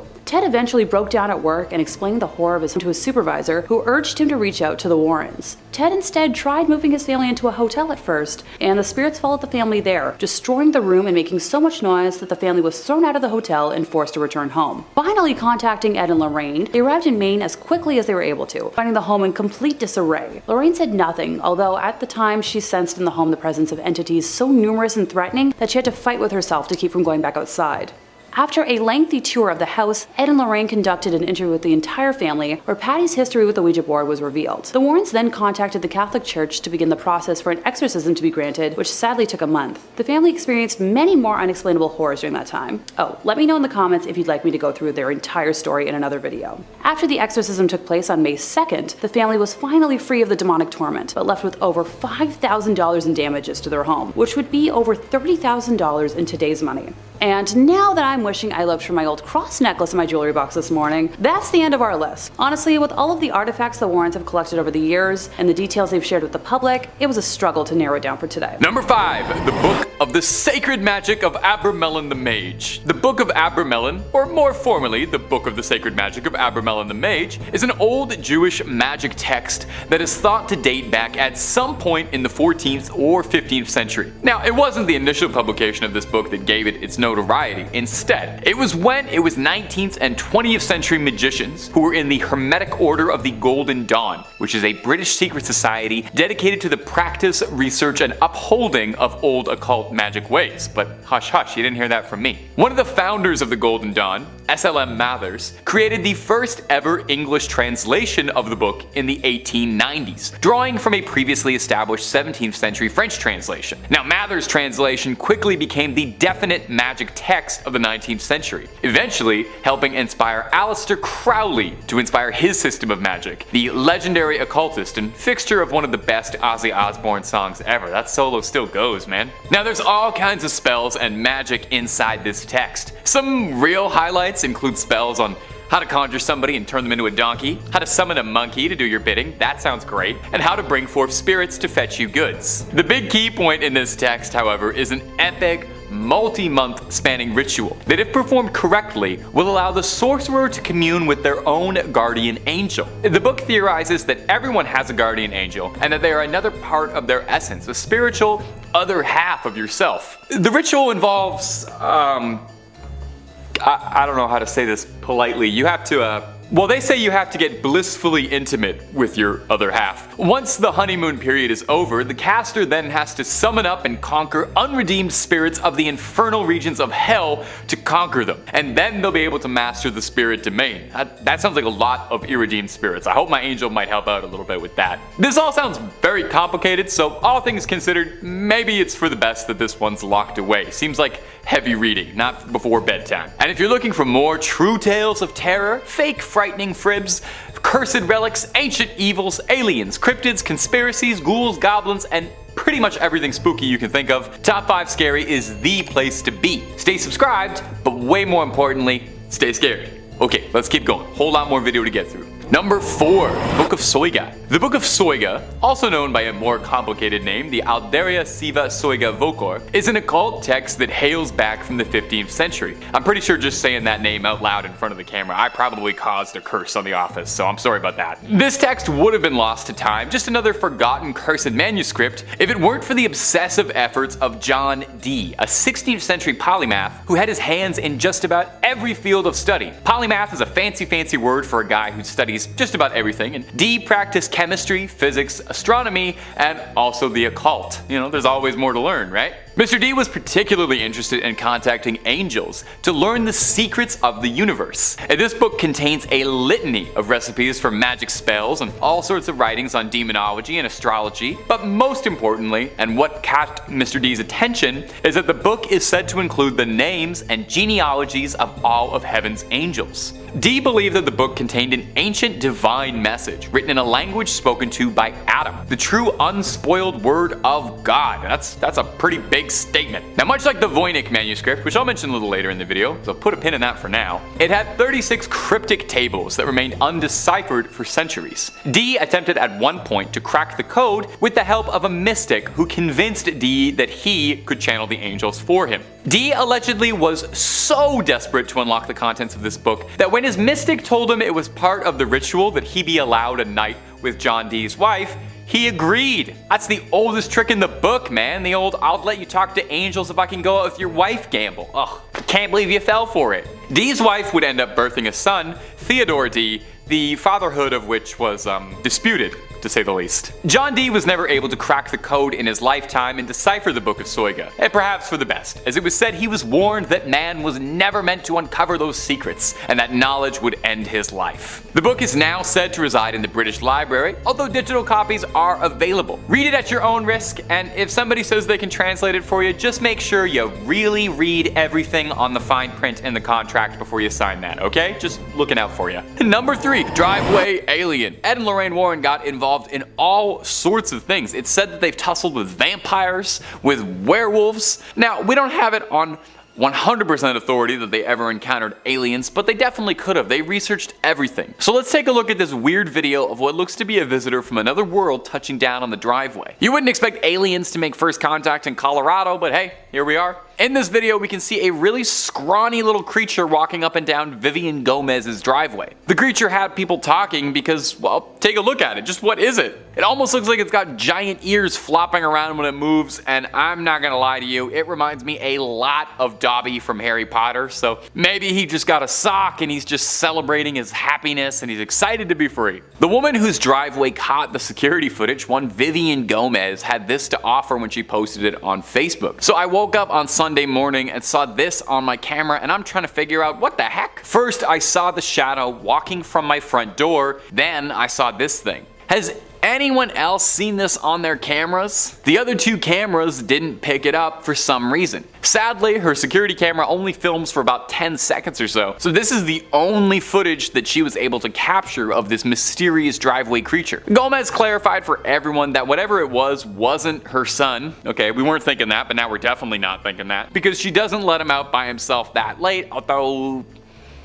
that opens up a lot of questions. She saw something strange running around her driveway at night and considered the possibility that that might be her son. Like I said, I'm pretty sure the most likely possibility is that this is a freed house elf excited for the future, or a very confused alien. Could be an alien that just touched down. Maybe a Terminator traveling through time. That's why it looked naked. Gang, you let me know what you think what this mystery monster could have been down below. Number 2, Jharkhand. Coming up next is a clip out of India that went viral last year and captured the attention of paranormal enthusiasts, alien hunters, and skeptics alike. I like when you can get everybody all in together and like that. You see something weird on camera, we're like, is this an alien? Is this a ghost? Is this a demon? I'm not sure, but let's all take a look at it. A strange humanoid-like figure was spotted walking across the road in India, confusing everybody. Whatever it was filmed walking alone steadily on a bridge at night in Jharkhand in eastern India, staggering around through the night. Now the thing looks human, and my brain initially is like, yeah, that's a human. But the more you look at it, the more you start to wonder if maybe, just maybe, this might have crawled out of something. This creature is gangly, and it has these long arms and long pale white skin and very skinny, and it looks like something out of Silent Hill. Motorcyclists were swerving out of the way of this figure, which stops and stares at them for a bit before continuing to stroll onwards. Now naturally, this got people talking because it's not every day you see a terrifying pale figure like that. More than a few people suggested that it could be an alien walking around the streets at night, explaining why it seems so confused. Others suggested that it could be a ghost, which would be pretty spooky. I would say it does seem like it's physically present. It seems like it's physically on the road, so I'm not 100% that it's a ghost. And finally, there's the realists who have suggested that this could just be someone who had a long night and is lost and on all the substances right now, just trying to get a good night's sleep. As far as I know, no one has cracked this case, certainly not Ed and Lorraine Warren, so we may never have a satisfying answer. And number 1, the Buddhist exorcism. It wasn't just the United States where Ed and Lorraine Warren worked on their cases. If there was a call for it, the Warrens would do their best to answer. Plus, I don't know, I feel like if you only hunt ghosts in one country, then you're missing out on just so many good demons and ghosts out there. If you're a fan of the channel, and I hope you are, then you know by now just how many amazing, interesting regional monsters, myths, and cryptids there are all over the world. You could spend your whole life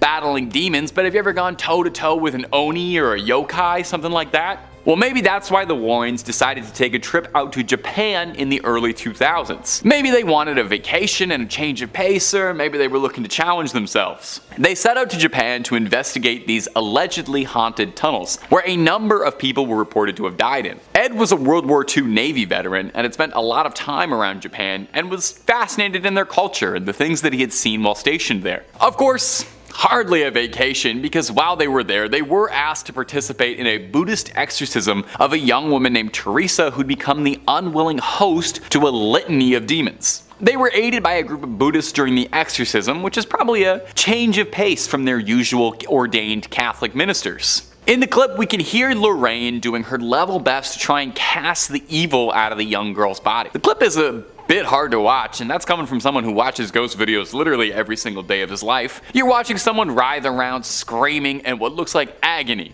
But hey, luckily they were being tended to by the experts. Ed and Lorraine Warren spoke very highly of the Buddhist monks helping them as well, saying they were cut from a different cloth. I'm not sure if that's a pun or not. I feel too, if they ever start running out of ideas for the Conjuring movies, they should definitely start sending the Warrens international. Conjuring in Japan, I already feel like that's a good premise for a movie. Or maybe, and bear with me here, the Conjuring movies should get way more wild. We already know they're only based on true stories, they're not real stories, so just have them fighting Godzilla or whatever. I would love to see Ed and Lorraine Warren try and exorcise Godzilla. You let me know who you'd love to see Ed and Lorraine go toe to toe against. I'd want to see what they could do with Freddy Krueger too, personally.